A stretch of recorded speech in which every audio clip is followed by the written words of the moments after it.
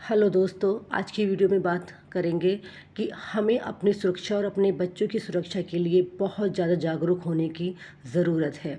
जैसे कि बच्चे स्कूल की बस में जाते हैं तो क्या हमें पता है कंडक्टर का नाम क्या है, ड्राइवर का नाम क्या है, वो कितने एक्सपीरियंस है बस चलाने में, लेकिन वो कितने स्वस्थ हैं मानसिक तौर से और शारीरिक तौर से, क्या हमें ये पता है? नहीं। मैनेजमेंट शायद उनकी अपॉइंटमेंट लेते हुए उनकी स्किल्स देखते हैं कि उनको ड्राइविंग का कितना एक्सपीरियंस है है ना, इस तरीके की चीज़ें वो देखते हैं। लेकिन अब हम पेरेंट्स को ये अवेयरनेस होनी चाहिए कि हम मैनेजमेंट से या प्रिंसिपल से जो भी उनकी अपॉइंटमेंट करते हैं उनसे ये सवाल पूछें कि जितने भी ड्राइवर हैं, जितने भी कंडक्टर हैं जो हमारी बच्चों को सुबह लेके जाते हैं, 1 घंटा उनके साथ रहते हैं, फिर आते वक्त भी रहते हैं, तो वो जो कंडक्टर हैं और ड्राइवर हैं वो स्किलफुल तो हैं, इट्स ओके, लेकिन वो मानसिक तौर से कितने सुरक्षित हैं, उनका पारिवारिक परिवेश क्या है। हमें जाति धर्म वगैरह से कुछ नहीं लेना है, उनका पारिवारिक परिवेश क्या है, उनकी मेंटालिटी क्या है, इस तरीके की चीज़ें क्या मैनेजमेंट को पता है?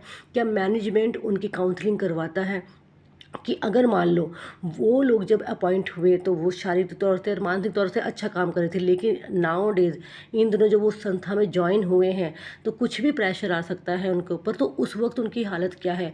तो हमें ये इतना अलर्ट होना चाहिए कि हम मैनेजमेंट से पूछ सकें या अपॉइंटमेंट डिपार्टमेंट से पूछ सकें कि जितने भी ड्राइवर्स हैं या कर्मचारी जो बच्चों की बाथरूम के आगे लगे होते हैं, चाहे वो लेडीज़ हो चाहे वो जेंट्स हो, दोनों के ही विषय में, चाहे वो गार्डनर क्यों ना हो, चाहे वो पीएन क्यों ना हो, चाहे वो सिक्योरिटी गार्ड ही क्यों ना हो, हमें तमाम कर्मचारियों की जानकारी होनी चाहिए। ये this is a very awareness, ये हमारे बच्चों की सुरक्षा में बहुत बड़ा कदम निभाएगा। हो सकता है आप वीडियो देखकर ये सुन के सोच रहे होंगे भाई ये क्या, कैसे हो सकता है। देखिए, हो सकता है, अगर हम अलर्ट नहीं हुए, हम अवेयर नहीं हुए तो कहीं ना कहीं हम धोखा खा जाएंगे। तो हमें अपने जो स्कूल के बच्चे हैं, अपने जो ड्राइवर्स हैं, कंडक्टर हैं, उनके विषय में पूरी जानकारी होनी चाहिए, उनकी पूरी हिस्ट्री हमें पता होनी चाहिए। चाहे उनसे बात करो, वो तो खैर जो भी बताएंगे वो ठीक है।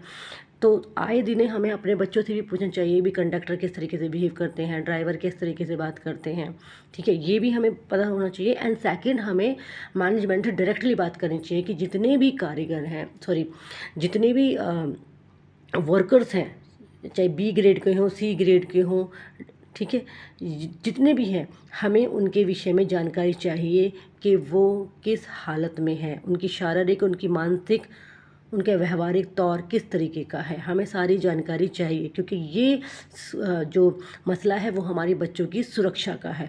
आपको लगेगा कि ले ऐसे क्यों पूछ रहे हो, ऐसे पूछेंगे भाई, क्योंकि हमारे बच्चे जाते आते वक्त 1 घंटा उनके साथ रहते हैं और इवन 5 घंटे भी कहीं ना कहीं उन्हीं के साथ गुजार रहे होते हैं। सेकंड आइए कि जो टीचर्स हैं, टीचर्स की भी हमें मेंटालिटी का पता होना चाहिए, वो सब्जेक्ट में कितने माहिर हैं, इसके साथ साथ हमें उनकी मानसिक हालत का भी पता होना चाहिए। हो सकता है कि टीचर्सों को बुरा लगे कि भाई ये कैसी बातें कर रहे हैं, लेकिन नहीं, टीचर्स भी इंसान हैं, उनके घर में भी उतार चढ़ाव होते हैं, उनके भी हस्बैंड वाइफ के रिश्ते होते हैं, बच्चों के रिश्ते होते हैं, सास ससुर सब होते हैं, कोई ना कोई किसी न किसी हालत या कंडीशन से गुजर रहा होता है। मैं ब्लेम नहीं कर रही हूँ, लेकिन हमें पता होना चाहिए।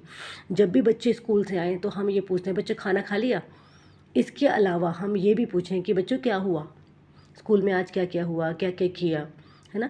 बड़े फ्रेंडली होके, अपने बच्चों के दोस्त हम नहीं बनेंगे तो और कौन बनेगा। तो अपने बच्चों का सबसे अच्छा दोस्त अगर कोई बन सकता है तो वो हम हैं। बच्चों से अच्छे से क्वेश्चन पूछिए जिससे कि वो आराम से आपके सभी बातों का अच्छे से जवाब देखें, अपनी दिल खोल के बात करें।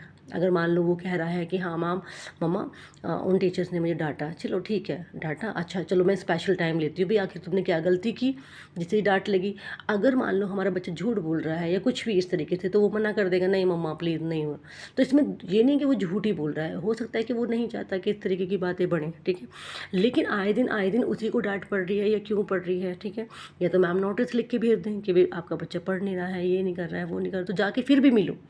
तो फिर मिलते वक्त मैडम की ही ना सुनो, मैडम का पूरा स्ट्रक्चर या सर का सब कुछ चेक करो कि भाई किस हालत में हैं, कैसे नहीं हैं, उनकी सुनो, अपने बच्चों की सुनाओ। मैं ब्लेम नहीं कर रही हूँ कि टीचर्स ऐसे होते हैं या वर्कर्स ऐसे होते हैं, लेकिन भैया अवेयरनेस हमें रखनी ही पड़ेगी, क्योंकि हादसे टीचरों के द्वारा भी हुए हैं, वर्कर्स के द्वारा भी हुए हैं।